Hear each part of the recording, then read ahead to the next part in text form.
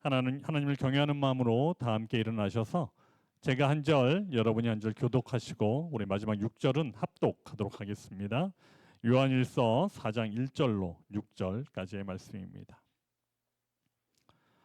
사랑하는 자들아, 영을 다 믿지 말고 오직 영들이 하나님께 속하였나 분별하라. 많은 거짓 선지자가 세상에 나왔습니다.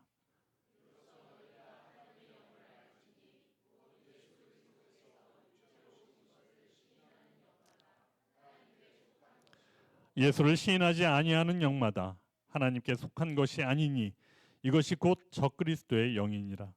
오리라 한 말을 너희가 들었거니와 지금 벌써 세상에 있느니라.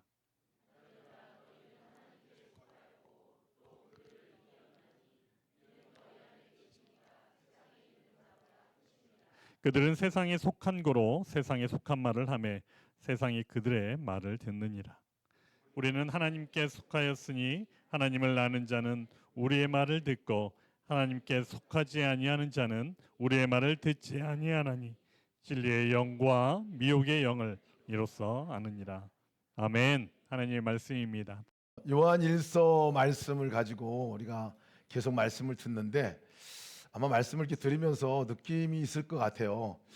그 말이 그 말 같고 들은 말이 또 들은 말 같고 하는 그런 마음도 있으실지 모르겠어요.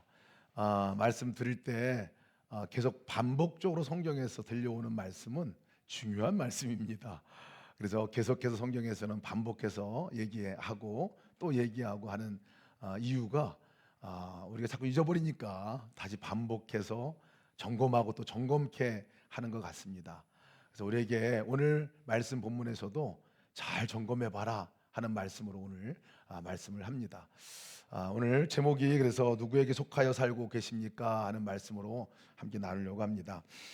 제가 인도네시아에서 면세점에 가가지고 아주 물건을 하나 샀는데 참 너무 좋아 보이는 시계를 하나 샀어요.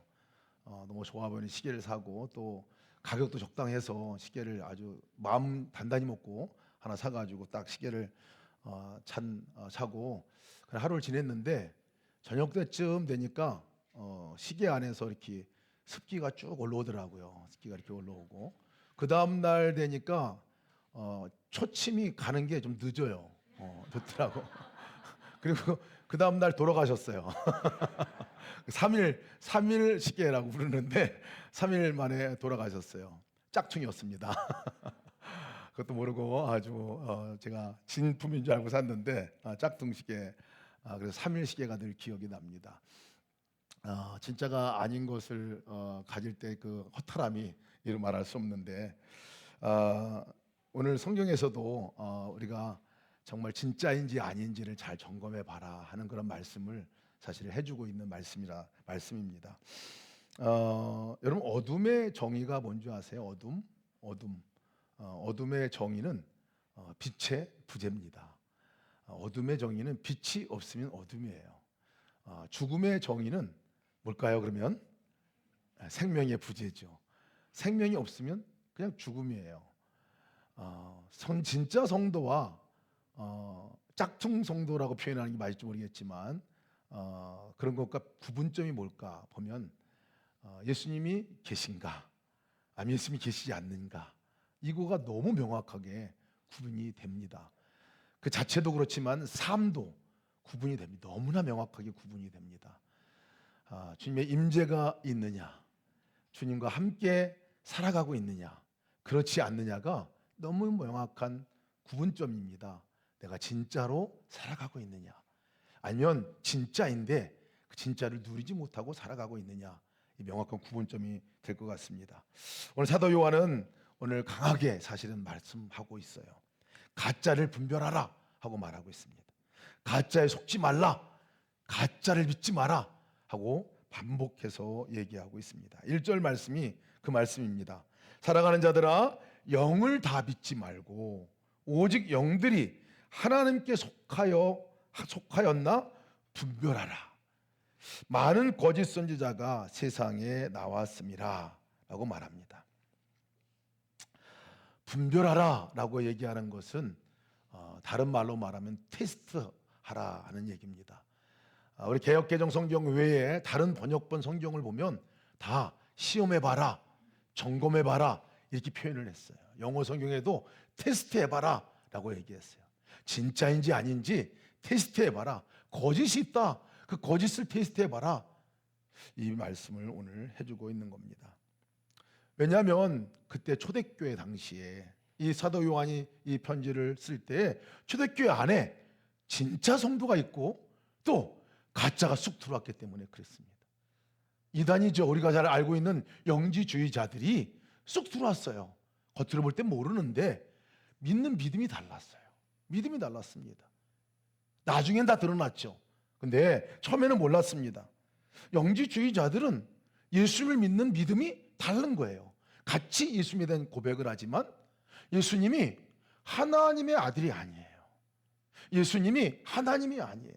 예수님이 구원자가 아니에요. 예수님 좋은 선생님, 따라갈 좋은 선생님으로 믿었어요. 그런데 구원자로 믿지 않았어요. 왜냐하면 그들은 하나님이 육신이 되어서 올 수 없다 생각하기 때문에 그렇습니다. 하나님이 어떻게 이 땅에 인간으로 올 수 있느냐? 안 된다. 거룩한 하나님이 어떻게 속된 이 땅에 오실 수가 있느냐? 그럴 수 없다. 그래서 예수님은 믿었어요. 또 하나님의 영이 잠깐 머무르는 것도 믿었어요. 그러나 하나님으로 믿지는 않았어요. 구원자로 믿지는 않았어요. 그러니까 그들의 믿음이 처음 단추부터 잘못 꽂아지고 있었던 거예요. 더군다나 영은 거룩하고 육은 악하다.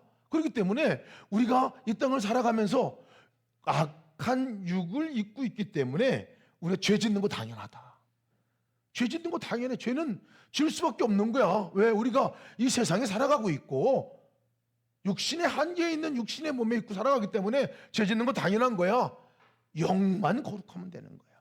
그래서 많이 배우고 많이 공부하고 영이 정말 그 신령하도록 그것에만 관심을 갖고 살았던 사람들이 영지주의한데 교회 안에 쑥 들어온 거예요. 쑥 들어온 거예요. 그래서 죄를 이길 생각도 갖지 않았습니다. 그리고 영만 괜찮으면 되는 거예요.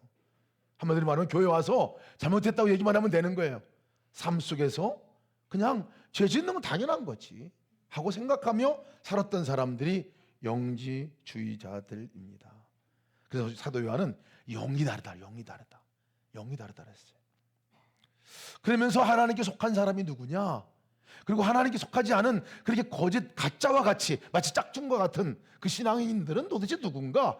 구분점이 도대체 뭔가 하는 것에 대해서 얘기하면서 2절 말씀에 이로써 너희가 하나님의 영을 알지니 곧 예수 그리스도께서 육체로 오신 것을 시인하는 영마다 하나님께 속한 것이요 예수를 시인하지 아니하는 영마다 하나님께 속한 것이 아니니라 곧 적그리스도의 영이라 이렇게 얘기를 하고 있습니다.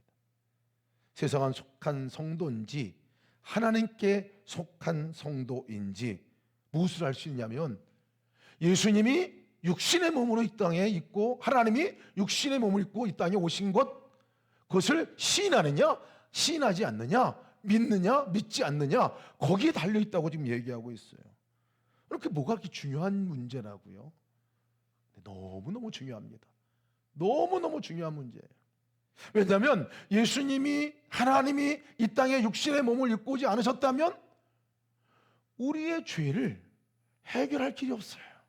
왜? 하나님의 사랑의 정점은 거기에 있기 때문에 하나님이 직접 죄 없는 하나님이 인간의 몸을 입고 오셔서 정말 주님께서 대신 하나님께 대신 우리의 죄를 짊어지시고 십자가에 못 박혀 죽으시고 그것으로 인해서 우리의 모든 죄의 문제가 해결됐는데 그분이 오시지 않았다면 아무런 일도 일어날 수 없는 것인데 그 자체를 부정하는 거죠. 잠깐은 오실 수 있었지만 인간 되실 수 없어. 십자가에 죽을 수도 없어. 우리를 대신해 죽을 수도 없어. 이렇게 믿는 거죠. 그래서 그들의 삶은 예수님과는 별 관계없는 삶입니다. 예수님이 자기를 구원해주고 건져내주고 완전히 영혼의 구원뿐만 아니라 삶 가운데 그들을 이 땅의 모든 문제와 삶 가운데에서 정말 구원해 줄 분으로 믿지 않는 거죠. 믿지 않는 거죠. 더 문제는 뭐냐면요, 완전히 하나님과 신령한 영역과 속된 영역을 구분하는 겁니다. 하나님은 하나님이고 우리는 우리야. 나는 속된 사람들이야. 하나님은 하나님이야. 나와 분리가 됩니다. 그러니까 하나님이 내 삶 가운데 오셔서 함께 살아가는 거, 이거를 부정하는 거예요. 나는 나이고 예수님은 예수님이야. 그래서 예수님은 좋은 선생님이 되고 가르침이 있기 때문에 따라갈 수는 있지만 예수님이 내가 될 수는 없어요. 그들이 믿는 믿음입니다. 그래서 하나님께는 가서 기도하고 축복을 달라고 신령한 걸 달라고 기도를 할 수 있지만 그 하나님이 나의 삶 가운데 찾아오셔서 내가 될 수는 없는 거예요. 내 안에 거하실 수는 없는 거예요. 분리합니다. 분리해요. 그래서 나는 죄 가운데 살아가는 게 당연한 거예요. 영은 거룩하기 때문에 그래서 신비로운 것만 쫓아 살아요. 신비로운 것만. 신령한 것들만 영적인 거다. 그렇게 와서 살아가죠. 삶과 믿음이 분리됩니다. 그런데 정말 그렇습니까? 그렇지 않죠. 예수님께서 이 땅에 오신 것은 하나님이 우리 삶 가운데 깊이 개입하시고 찾아오신 거죠. 우리 안에 아예 임하신 거죠. 세상에 임하셨다. 이 부분은 바로 주님이 내 안에 가장 중심에 찾아오셨다라는 말이거든요. 하나님과 내가 하나가 되었다. 주님이 내 삶에 오셔서 아예 나로 함께 살아가기 원하신다 하는 거죠. 그러니까 죄를 지을 수밖에 없는 몸이지만 주님이 오셨으니 그 주님과 함께 능히 죄를 이기며 살아갈 수 있는 존재가 된 거죠. 그것이 우리 성도라는 거예요. 뗄래야 뗄 수 없는 존재가 예수님이죠. 우리와 주님을 이제는 뗄래야 뗄 수가 없는 존재가 되었다. 이것이 하나님께 속한 사람의 신분인 겁니다. 여러분, 우리가 뗄라고 해도 안 떼져요. 주님과의 우리는 이미 한 몸 되어져 있습니다. 여러분 믿으십니까? 주님이 영이 내 안에 오셔서 나와 함께 거하신다 하는 의미는 그런 의미죠. 영만 구원받은 게 아니에요. 하나님의 관심은 영만 구원하고 끝나는 거 이거 아니에요. 우리 삶에 직접 나아오셔서 내 안에서 함께 살아가시면서 나의 삶을 구원하기 원하시는 것이 하나님의 뜻이죠. 마음도 말도 삶도 행동도 다 바꾸고 그 삶에서 구원을 경험하며 살게 하시기를 원하는 거, 이게 주님이 오신 목적이죠. 그래서 주님이 하나님께 속한 사람은 너무나 분명합니다. 4절 말씀 보면 자녀들아 너희는 하나님께 속하였고 또 그들을 이기었나니 이는 너희 안에 계신 이가 세상에 있는 자보다 크심이니라. 세상에 있는 자보다 더 크신 그분이 너희 안에 지금 와 계시다. 그것이 하나님께 속한 사람의 특권이다 라고 말하고 있는 것이에요. 여러분들은 하나님께 속하여 계십니까? 우리는 분명히 하나님께 속한 사람들이에요. 그것을 또 다른 표현으로다가 하나님으로부터 온 사람들이다 라고 얘기합니다. 우리로부터 시작된 게 아니에요. 하나님으로부터 온 사람들이에요. 우리는 하나님으로부터 하나님의 영이 우리 가운데 오셔서 우리가 하나님께 속한 사람으로 살아가는 사람들이 성도인 거예요. 성도. 우리가 누굽니까? 하나님께 속한 사람이에요. 우리가 누굽니까? 하나님으로부터 온 사람들이에요. 우리가 누굽니까? 그리스도의 영, 하나님의 영을 모시고 함께 살아가는 사람들이라는 거예요. 오셔서 들락날락 하시는 게 아니에요. 오시면 그냥 한 몸이 된 거예요. 한 몸이 되어서 함께 살아가시는 거죠. 문제는 우리가 그것을 잊어버리고 있다는 거예요. 잘 까먹는다는 거예요. 그 사실을 잘 믿지 못하고 있을 때 문제죠. 진짜인데 살아가는 모습 보면 꼭 짝퉁같이 살아가고 있죠. 그럴 때가 많습니다. 분명히 계신데도 불구하고, 분명히 임재하셨는데도 불구하고, 분명히 나의 안에 한 번도 떠난 적이 없으신데도 불구하고 에이 계시겠지, 짐이 계시겠지. 하나님은 하시겠지. 세상보다 크시겠지. 어디 권사님 보니까 권사님 보니까 하나님 역사가 크시네, 살아계시네. 근데 본인은 아닌 경우가 많습니다.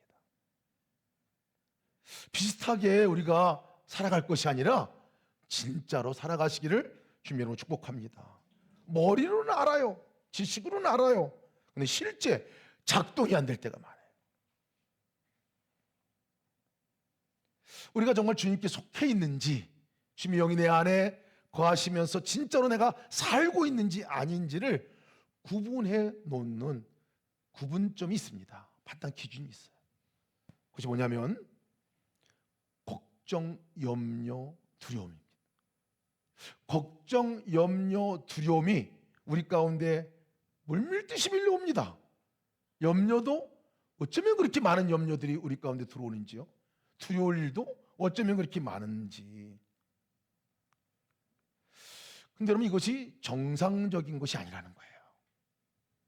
예수 그리스도를 믿는 사람에게 있어서는 이것이 내가 진짜 주님께 속한 사람인지, 지금 속해 있는지, 지금 잘 믿고 있는지를 점검해보는 도구가 내 안에 지금 마음 상태가 어떠냐 하는 거예요. 걱정과 근심, 염려들이 마음과 생각에 가득 차 있으면요, 우리의 삶은 그것이 끌고 갑니다. 그것이 전부인 줄 알아요. 근데 왜 염려가 되고, 왜 걱정이 되고, 왜 두려움이 생기는 줄 아십니까? 당면한 문제가 앞에 보이는 게 너무 커 보이기 때문에 그래요. 너무 커 보이기 때문에 그래요. 내가 뛰어넘을 수 없을 정도로 커 보이기 때문에 염려가 생기고, 걱정이 생기고, 두려움이 생기는 거예요. 근데 여러분, 하나 더 우리가 인식해야 할 부분들은 그것보다 더 크신 분이 내 안에 계시다는 거예요. 문제보다 더 크신 분이, 문제를 능히 해결할 수 있는 그 능력이신 하나님이 내 안에 계시다는 거예요.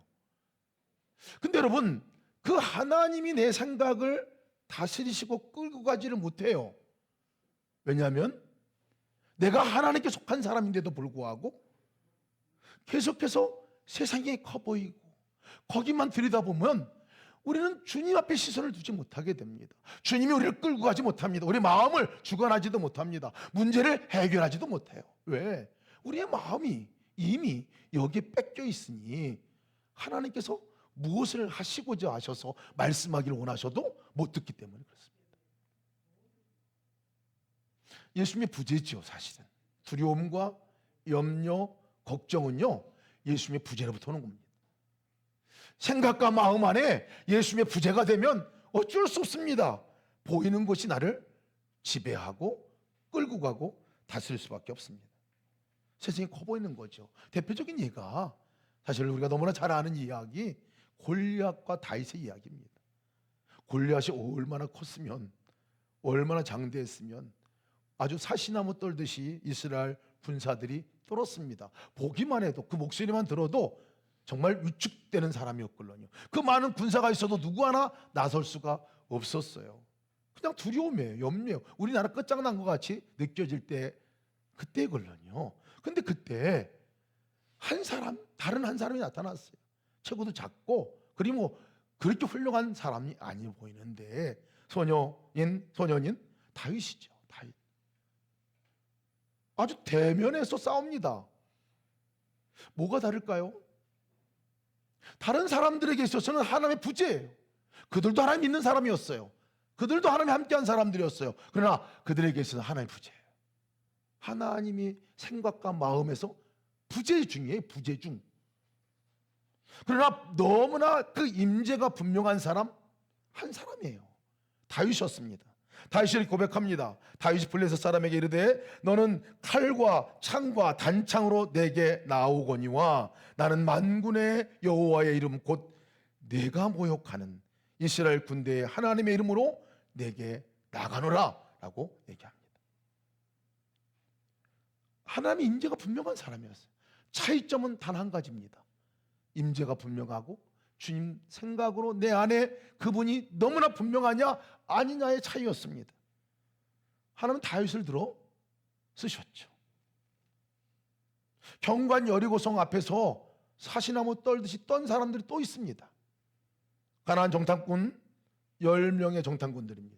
정탐하라고 보냈는데 가서 보니까 성은 완고에 있고 견고에 있고 안악자성과 같은 이 정말 네피림 안악자성 큰 사람들이 거기에 있고 도무지 들어가서 싸워봐야 백전백패할 것 같이 느껴졌던 사람들 10명이었어요. 12명의 정탐꾼을 보냈는데 10명이 보기에는 그렇습니다. 보기에는 다 그렇습니다.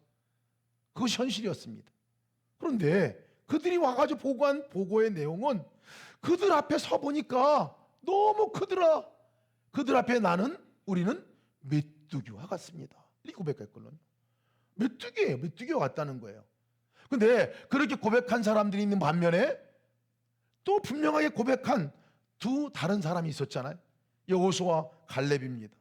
그들의 고백은 이렇습니다. 여호와를 거역하지 말라. 또 그 땅 백성을 두려워하지 마라. 그들은 우리의 먹이라.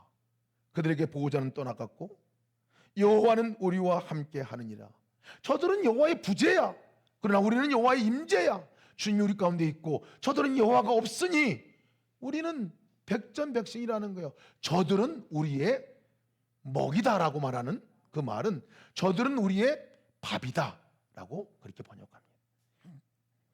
너무나 다른 인생 아닙니까? 너무 다른 인생입니다. 같이 예수를 믿어도 다르게 믿을 수 있어요. 예수님 임재가 분명한 사람은 정말 그 사람이 진짜죠. 진짜로 살아가는 거죠. 예수님의 부재가 있으면 계시지만 아무런 영향력을 줄 수도 없다는 것을 기억해야 합니다. 그래서 우리가 동행 일기를 쓸 때 가이드 쓰기를 제시를 하면서 점검해보자 하는 것 가운데 제 첫 번째가 뭐냐면 생각나셨나? 예수님이 생각나셨나요? 생각난 걸 적어보게 하면 생각난 걸 첫 번째. 그래서 아침에 일어났을 때 생각났나? 사람 만났을 때 생각났나? 일할 때 생각났나? 부지 중에 생각이 났나? 적어보면요 너무 명확합니다. 아침에 일어나서 그냥 일어날 수도 있어요. 아무 생각 없이 그냥 바쁘게 분주하게 시작할 수도 있어요. 그런데 이 아침에 예수님이 생각나면 내 마음과 생각에 예수님이 생각나고 그분이 기억나고 그분 이름이 불러지면요 다릅니다. 다르게 시작이 돼요. 사람을 만날 때 그렇게 만나기 어렵고 힘든 사람이라 할지라도 상대하기 어려운 사람이라 할지라도 그냥 내 스스로 만나면 그렇게 어려움으로 끝날 수 있지만 그 앞에서 그보다 더 크신 분이 나와 함께 계신데 그보다 더 지혜로우신 분이 나와 함께 계신데 그보다 더 능력 있으신 분이 나와 함께 계신데 주님이 나와 함께 계시는구나. 주님과 함께 만나게 되면 달라지잖아요. 삶이 다릅니다. 우리 삶 가운데 달라요. 일할 때도 마찬가지 아닙니까? 일하는 모든 일 가운데서도 주님이 함께하는 것이 분명하면 그 일이 달라지잖아요. 그래서 점검해보자고 말씀하고 있는 겁니다. 모든 사람을 만날 때나 일을 할 때나 두려움과 염려 가운데 만날 수도 있어요.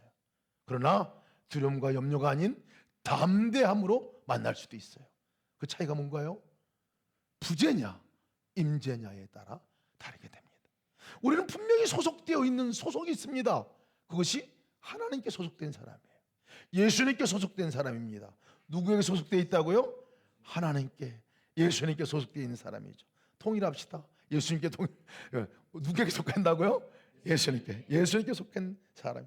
소속이 분명하다는 것은 이게 다릅니다. 달라요. 신분이 다른 거예요. 패스포트가 다른 거예요. 죄가 나를 유혹하고 끌어당기고 또 죄를 지을 수밖에 없다고 막 그렇게 육신이 입었으니까 어쩔 수 없어. 요번만 해봐야지. 뭐 이렇게 하는 사람도 있는 반면에요. 죄가 강하게 끌고 당길 때에 그 유혹으로 당길 때에 우리 예수님께 속한 사람들은 이렇게 얘기할 수 있잖아요. 나 예수님께 속한 사람이야. 내 소속이 예수님이야. 어디다 대고 유혹질이야 하고 얘기할 수 있어요. 대면할 수 있어요. 마귀를 향해서 여러분 선포하시기 바랍니다. 어디다 대고 유혹질이야. 어디다 대고. 소속이 다른데 우리가 소속이 다른데 넘어가지 마시기 바랍니다. 걱정이 나를 두르고요. 계속 생각과 염려가 막 나를 이렇게 휘몰아칠 때, 그때가 내 소속을 확인해야 될 때입니다. 그때가 소속을 확인해야 될 때예요. 문제가 너무 커 보여가지고 너무 두려울 때, 그때가 내 소속을 확인할 때예요. 나 하나님의 소속이야. 어디다 대고 걱정질이야. 어디다 대고 염려질이야. 선포하시길 축복합니다. 소속이 분명하면요, 대하는 태도도 다르고요, 혼자 가진 주님의 역사를 경험하고 바라볼 수가 있게 됩니다. 두 번째는요, 우리가 이 구분, 내가 하나님께 속해 있는지 안 했는지를 뭐로 알 수 있느냐면요, 우리가 뭘 듣고 따라가느냐를 보면 알 수 있어요. 뭐를 보고 뭐가 제일 많이 들리느냐를 보면 알 수 있어요. 사람들이 저를 보면 귀가 좀 얇다고 그래요. 그래가지고 누가 얘기하면 뭐 혹합니다. 저는 그냥 그래요? 아, 그러냐고. 저 같은 사람 속기가 너무 좋아요. 얘기하고 싶은 분들 오시기 바랍니다. 근데 그 얘기를 나중에 듣고 보면 진짜 들어야 될 때는 듣지 않고 우리 귀가 딴 데 많이 열려 있어요. 딴 데 많이 열려 있어요. 너무 많이 열려 있어가지고. 근데 문제는 뭐냐면, 귀가 열려 있으면 열려 있는 그 정보가, 들린 그 정보와 그 생각과 그것들이 나의 마음을 가득 채운다는 거예요. 나의 마음을 끌고 갑니다. 그리고 여러분 뉴스 들어보세요. 뉴스 들으면 안 나던 화가 막 나지 않습니까? 분이 막 올라오지 않습니까? 뚜껑도 막 열리고 막 그러지 않습니까? 들리면 그것이 나의 마음을 주관하고 나를 끌고 갑니다. 이 편의 얘기를 들으면 이 편의 얘기가 전부인 줄 알아요. 또 이 편의 얘기를 들으면 이 편의 얘기가 전부인 줄 알아요. 우리 마음이 들리느냐에 따라서 이것이 움직여지는 것들을 보게 되잖아요. 초대교회 교인들이요, 지금 이 짝퉁 교인들의 말을 듣고 있는 거예요. 듣지 말아야 될 그 영역에 있는 그 이야기를 계속 듣고 있으니까 지금 이 사도 요한이 분별해라, 점검해라, 너희들이 지금 뭘 듣고 있는지를 점검해라 라고 얘기하는 거예요. 하와가, 여러분, 이 땅에 죄가 들어올 때 그 소리는요 엄청 달콤한 소리였습니다. 보통 소리가 아니에요. 귀가 솔깃한 소리였어요. 달콤한 유혹이었습니다. 네가 선악을 알게 하는 나무의 열매를 따먹으면 눈이 밝아져서 하나님과 같이 될 것이다. 따먹어요, 안 따먹어요? 하나님과 된다는데 그것이 너무 솔깃해가지고 따먹었어요. 죄는 다 이렇게 옵니다. 우리를 유혹하는 말들은, 우리 마음을 죄 가운데로 끌고 가는 말들은 너무나 달콤하게 옵니다. 5절에 그래서 그들은 세상에 속한 고로 세상에 속한 말을 하며 세상이 그들의 말을 듣느니라. 우리가 어디에 어떤 말을 듣느냐가 너무나 중요하죠. 6절 말씀 보면, 우리는 하나님께 속하였으니 하나님을 아는 자는 우리의 말을 듣고 하나님께 속하지 아니하는 자는 우리의 말을 듣지 아니하나니 진리의 영과 미혹의 영을 이로써 아느니라. 다르다는 거예요. 듣는 게 다릅니다. 하나님께 속한 사람은 하나님의 말씀을 듣습니다. 하나님의 말씀을 듣는 사람이 하나님께 속한 사람이에요. 소속을 분명히 하시기 바랍니다. 우리가 뭘 듣느냐가, 지금 여러분 가장 많이 듣고 있는 정보와 그 소식들은 뭡니까? 우리가 하나님 말씀에 귀를 기울여야 합니다. 근데 하나님의 말씀을 들어도요, 이 말씀이 우리 생각과 마음 안에 머물지 않으면 우리를 움직이지 못합니다.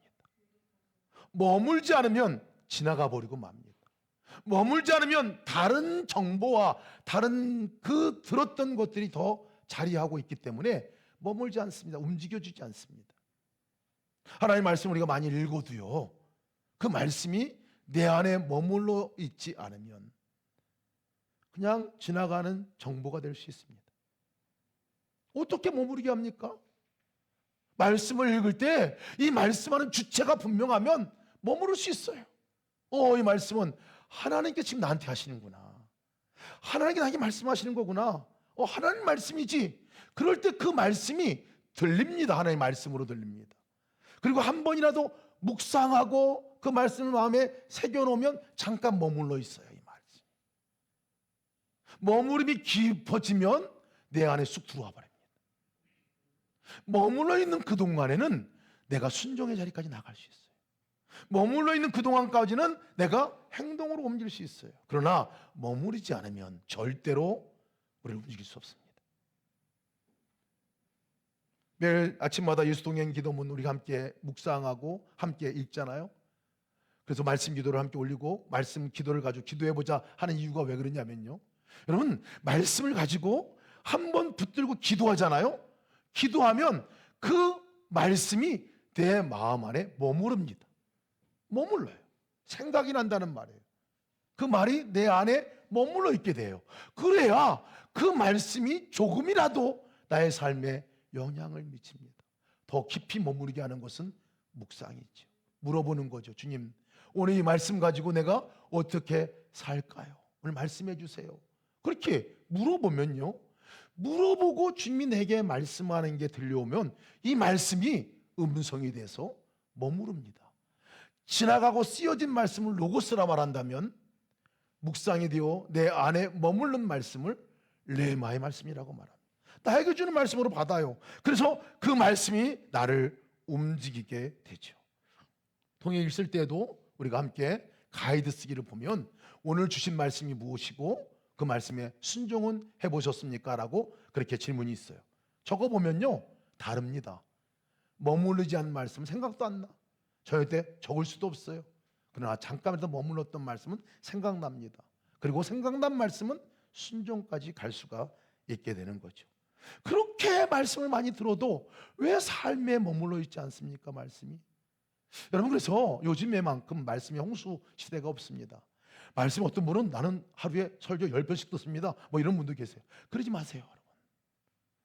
말씀을 많이 듣는다고 여러분 삶이 바뀌는 게 아니에요.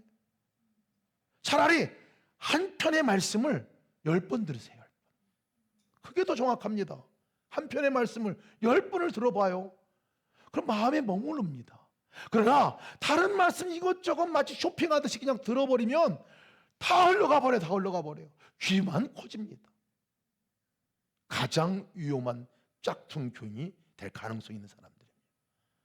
말씀을 하나를 묵상하더라도 계속 묵상하고 머무를 수 있도록 그렇게 해야 합니다. 그럴 때 우리의 삶이 바뀌어지게 되죠. 정말 진짜 성도로 살아가시길 주님으로 축복합니다. 소속이 분명한 성도로 살아가기를 축복합니다.